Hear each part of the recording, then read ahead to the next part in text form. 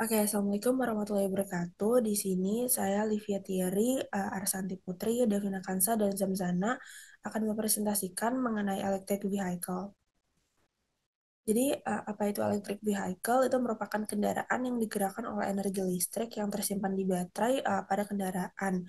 Jadi, sejarahnya itu sebenarnya awal mula ide eh, terkait pembuatan electric vehicle itu sudah mulai muncul pada abad ke-18 yang dimana itu direncanakan oleh tiga ilmuwan yang berasal dari Hungaria, Belanda, dan Amerika Serikat, di mana mereka ingin menciptakan suatu mobil berskala kecil.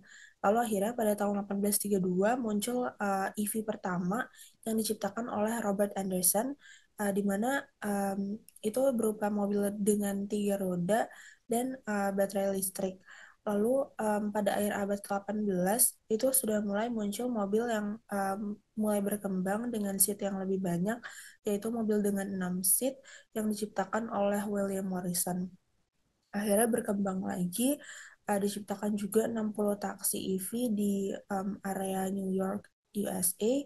Lalu pada awal abad ke-18 itu mulai masuk ke masa kejayaan EV di mana sudah mulai berkembang akhirnya hingga sekarang.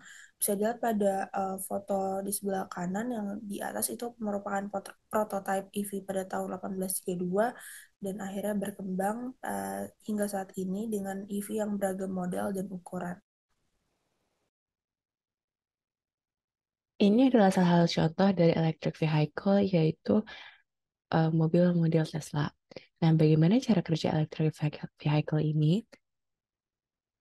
Jadi ini merupakan penjelasan terkait fisika atau apa yang terjadi pada electric vehicle sendiri. Jadi baterai pada electric vehicle digunakan untuk menyimpan energi. Biasanya mobil listrik menggunakan baterai lithium karena potensial elektrodanya.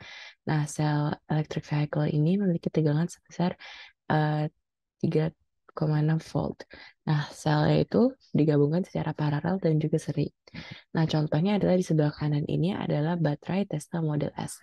Dan dia memiliki 22 sel paralel yang terhubung secara seri sehingga total kapasitas selnya adalah 99 kilowatt per jam.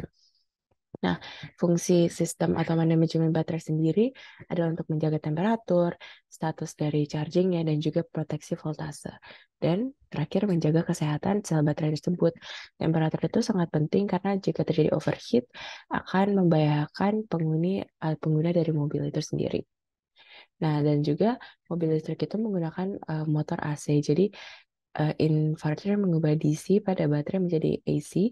Nah, motor induksi AC itu memiliki dua bagian utama, yaitu stator dan rotor. Nah, kalau stator itu ada bagian stasioner dari motor. Terus motor elektrik pada electric vehicle juga mengkonversi energi elektrik menjadi energi kinetik sehingga mobil dapat berjalan. Saya Devina Kansa Zahra, kemudian melanjutkan dari fisika dari electric vehicle, ada teknologi atau komponen teknologi yang digunakan untuk menggerakkan kendaraan listrik tersebut.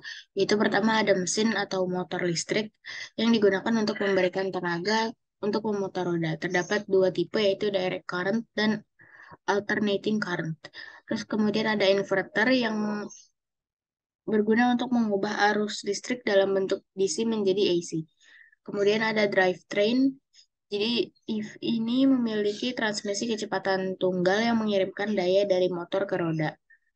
Ada juga baterai yang menyimpan daya listrik untuk menjalankan EV.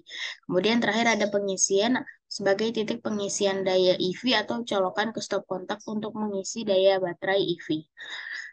Nah, teknologi yang digunakan ini memiliki dampak yang besar bagi lingkungan karena penggantian bahan bakar bensin dan solar menjadi tenaga listrik memiliki dampak yang sangat signifikan gitu, dilihat dari berkurangnya polusi udara dan emisi karbon.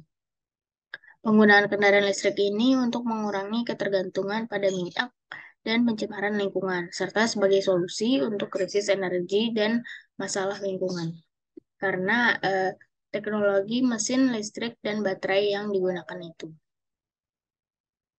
Kemudian Kemudian selanjutnya ada jenis-jenis kendaraan listrik. Secara garis besar, mobil listrik terdapat 4 jenis. Yang pertama ada battery electric vehicle, kendaraan yang beroperasi sepenuhnya dengan listrik pada baterai dan tidak memiliki mesin pembakaran. Yang kedua ada hybrid electric vehicle, memiliki dua sistem yaitu sistem pembakaran dan motor traksi yang mendapat energi dari BBM.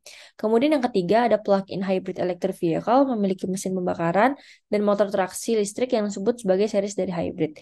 Kemudian terakhir ada fuel cell electric vehicle, menggunakan teknologi fuel cell untuk menghasilkan listrik yang berfungsi untuk mengaktifkan motor dan menggunakan energi kimia untuk mengkonversi fuel cell menjadi listrik.